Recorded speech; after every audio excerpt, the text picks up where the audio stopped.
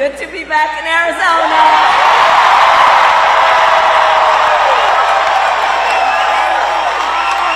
There are so many. This is an extraordinary group of leaders, and I thank you all for the time that you have taken to be together, for us to have this. I love you back.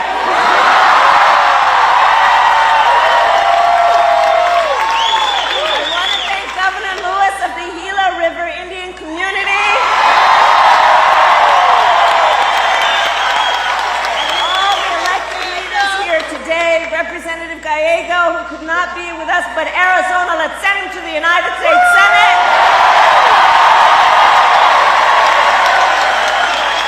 And let's send former Navajo Nation President Jonathan Nez to the United States Congress.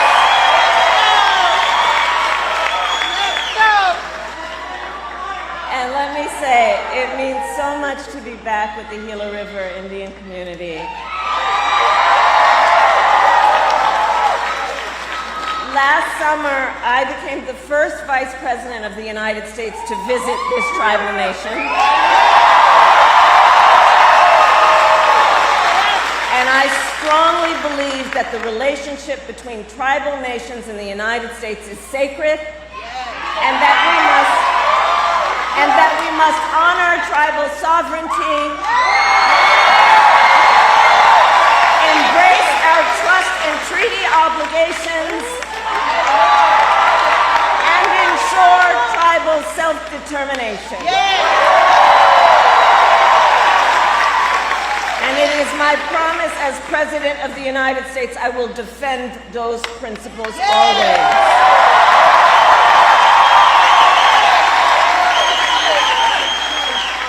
And before I continue, I will say a few words about Hurricane Milton, which has cut a path of devastation across Florida and follows closely, of course, on the heels of the damage caused by Hurricane Helene to communities across the Southeast. I know, as you do, that our heart goes out to everyone who has been impacted by these storms. Our administration has mobilized thousands of federal personnel across the region to work hand in hand with local and state officials to give folks the help they need. I have spoken with state, local officials, both Republican and Democrat, to let them know we will be with you every step of the way as you recover and rebuild. That is who we are. That is who we are. So moving forward, let me say that Arizona, look, we have just 26 days until Election Day. 26 days. And we are nearing the home stretch. And this will be a very tight race until the very end. And we are the underdog. We are the underdog.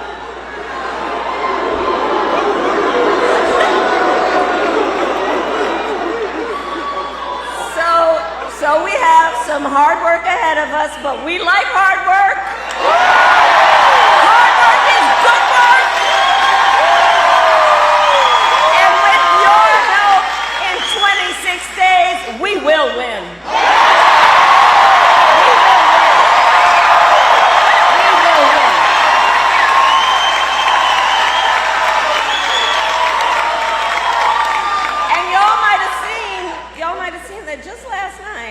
Donald Trump officially ruled out any more debates. Now,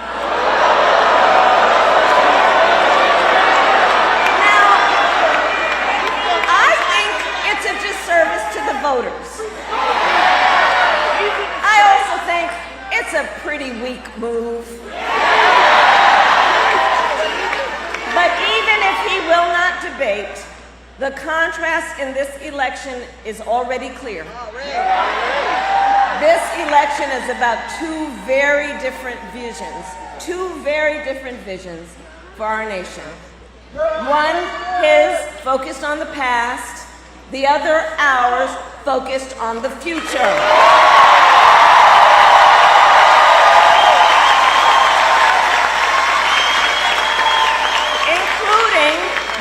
Focused on the issues that matter most to working families across America, like bringing down the cost of living,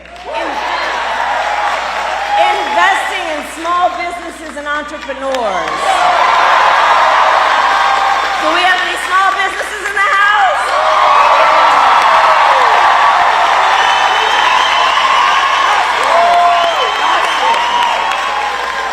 We believe in fighting to protect reproductive freedom.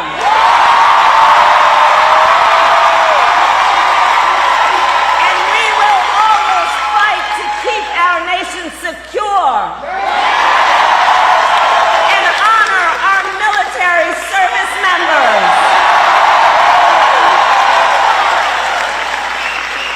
These and so many others are the issues that matter to you and your families, which is why you have taken the time out of your very busy lives to be here this evening. But that is not what we hear from Donald Trump. We don't hear about these issues. Instead, from Donald Trump, it's the same old tired playbook. He has no plans for how he would address the needs of the American people. He is only focused on himself. Well, folks, it's time to turn the page.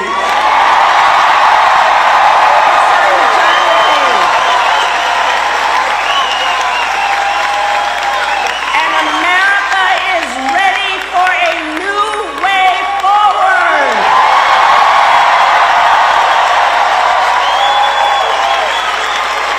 And ready for a new, optimistic generation of leadership for our country.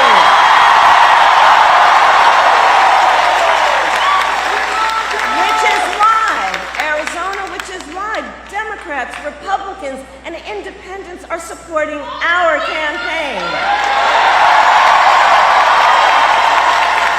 Because they know we need a president who works for all the American people. All the American people, because we know we have so much more in common than what separates us.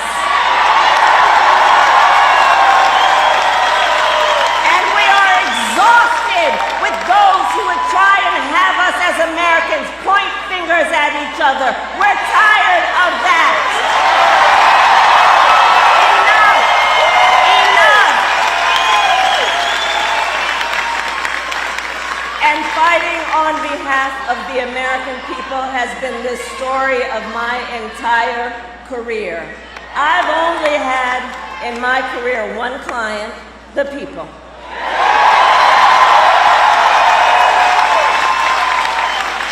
As a young courtroom prosecutor, I stood up for women and children against predators.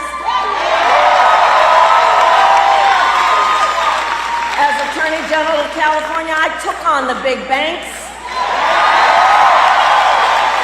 delivered $20 billion for middle-class families who faced foreclosure. I stood up for veterans and students being scammed. By the big for-profit colleges. I stood up for workers being cheated out of their wages. I stood up for seniors facing elder abuse, and it is my pledge to you as President of the United States, I will always fight for all the American people.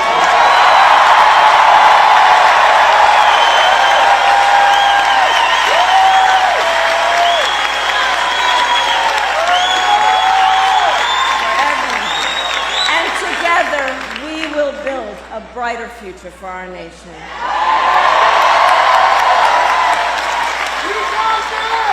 A future where we build, for example, what I call an opportunity economy, where everyone has the ability to compete and have a real chance to succeed. Under my economic plan, we will bring down the cost of housing. Arizona, you know that's an issue we need to deal with. We will help first-time home buyers with their down payment, with $25,000 down payment assistance. We will help entrepreneurs start and grow small businesses, knowing you are the backbone of America's economy.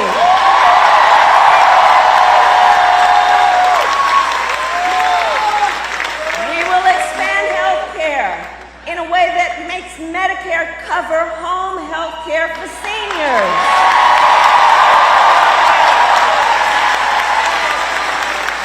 Because we know it's just not right that people have to spend down all their money to qualify for Medicaid to be able to take care of what is basically about dignity when it comes to home health care.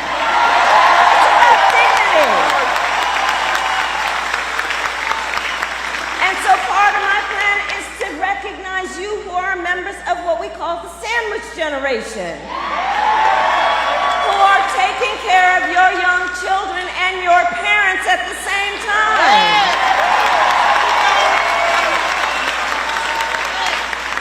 Knowing what that does in terms of the emotional, the physical, the mental burden that you are carrying, just trying to take care of your family. And we need to have policies in our country that see you and lift you up, knowing it is a matter of dignity and just what is right.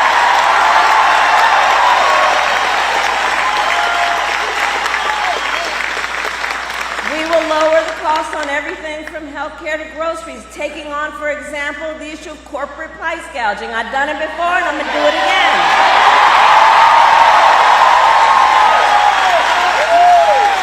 We will give a tax cut to 100 million Americans, including $6,000 during the first year of your child's life to help you be able to buy a crib or a car seat or all the things you need at that critical stage of your child's development. And all of this is to say, I will always put middle-class families first. I come from the middle class.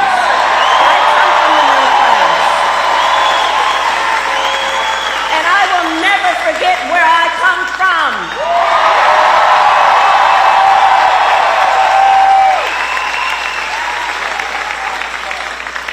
Now, Donald Trump has a different plan. Just Google Project 2025. And I continue to say, I can't believe they put that in writing. You know, they published it, they bound it, and they handed it out. They're out of their minds. And it is a detailed, dangerous blueprint for what he will do if he is elected president again. Donald Trump will give billionaires and corporations massive tax cuts. Cut Social Security and Medicare is what he would do. And impose what I call a Trump sales tax, a 20% tax on everyday goods and necessities, which will cost, the economists have said, the average American family nearly $4,000 more a year. On top of this, Donald Trump intends to end the Affordable Care Act. Now, Arizona, I was a member of the United States Senate during that time, when he was president and kept trying to get rid of the Affordable Care Act. And I'm going to tell you about one particular night, which has a direct connection to all of you. So that one night, it was late in the night. They were trying to get rid of the Affordable Care Act again, and it required one more vote to keep it intact. And that vote was the late, great John McCain.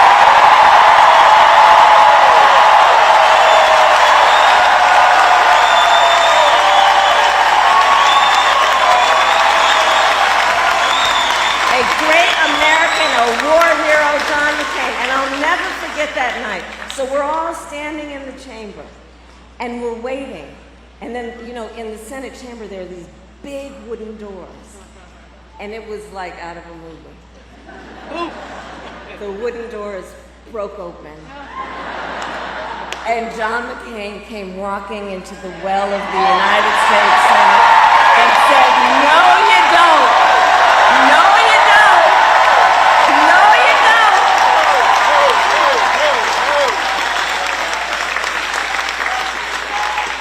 But Donald Trump is trying to get rid of the Affordable Care Act still. And here's the thing. He has no plan to replace it. Oh, you watched the debate. You watched the debate.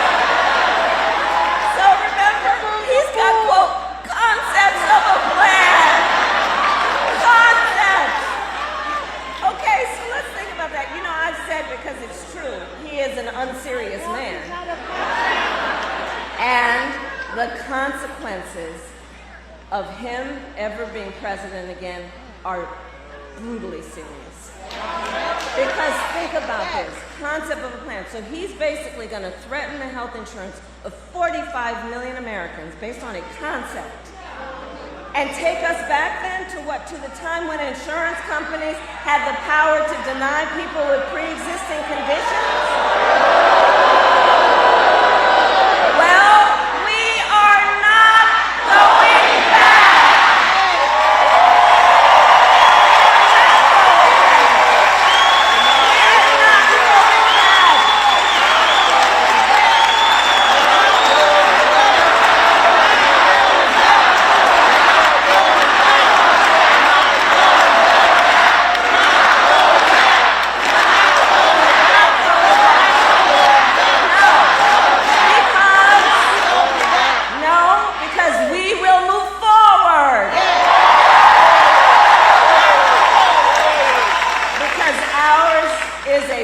For the future, and it is a fight for freedom.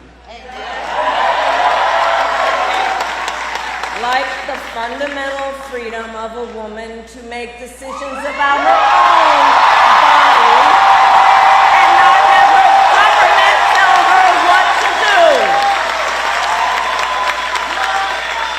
And we remember how we got here. Donald Trump, when he was president, hand-selected 3 members of the United States Supreme Court with the intention that they would undo Roe. And they did as he intended, and now more than 1 in 3 women in America lives in a state with a Trump abortion ban, including, right here in Arizona, 3.5 million women. And many of these bans, like the one in this state, have no exceptions even for rape and incest. It is immoral. And I know we all know one does not have to abandon their faith or deeply held beliefs to agree. The government should not be telling her what to do.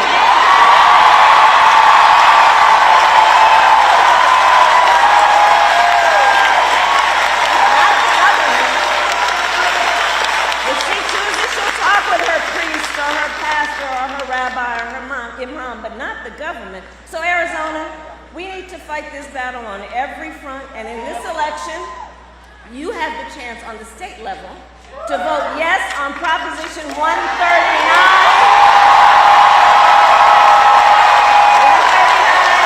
and protect your right to make your own health care decisions.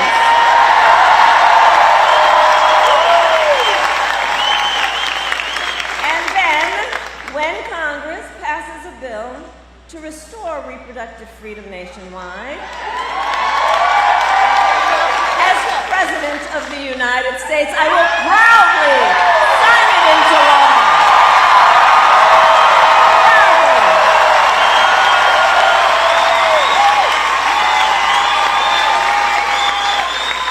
But look, in addition to that, I'm traveling around the country and across our nation, guys, we are witnessing a full-on attack on hard-won, hard-fought freedoms and rights, fundamental freedoms and rights, like the freedom to vote, the freedom to be safe from gun violence, the freedom to love who you love openly and with pride,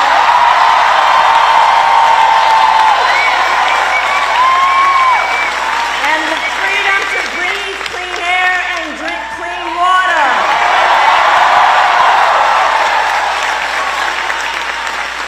A topic that looms large here in Arizona, and I know that topic well. I worked on drought resilience for years and helped secure historic resources for communities across the West to invest in water infrastructure, water recycling, and water storage. And I promise you, as president, I will continue to invest in drought resilience so that communities like those across Arizona have what you need to thrive.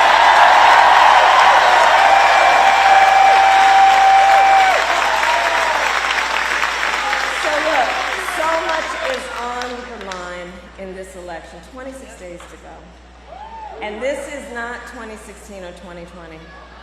The stakes are even higher. Because remember, a few months ago, the United States Supreme Court told the former president he is effectively immune from whatever he does in office. Now, because you all know, just imagine Donald Trump with no guardrails. He who has vowed if he were reelected, he'd be a dictator on day one. Who will weaponize the Department of Justice against his political enemies, and who has called for the, quote, termination of the Constitution of the United States of America. And let us be clear. Someone who suggests we should terminate the Constitution of the United States should never again stand behind the seal of the President of the United States of America. Never again. Never again. Never again.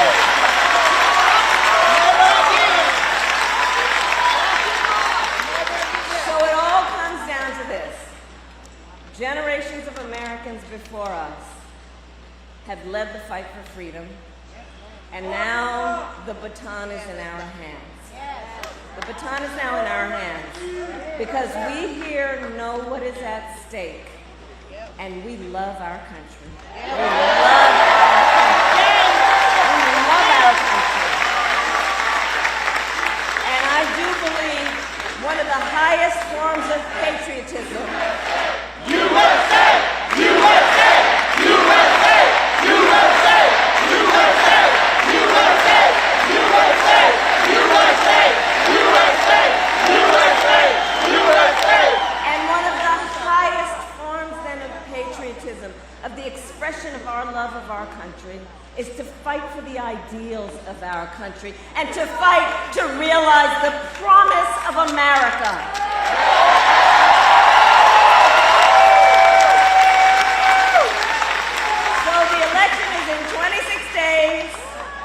Here in Arizona, early voting has already started statewide. You can cast your ballot today or any day between now and November 5th. So now is the time to make your plan to vote. And if you have received your ballot in the mail, please do not wait. Fill it out today. Turn it in today.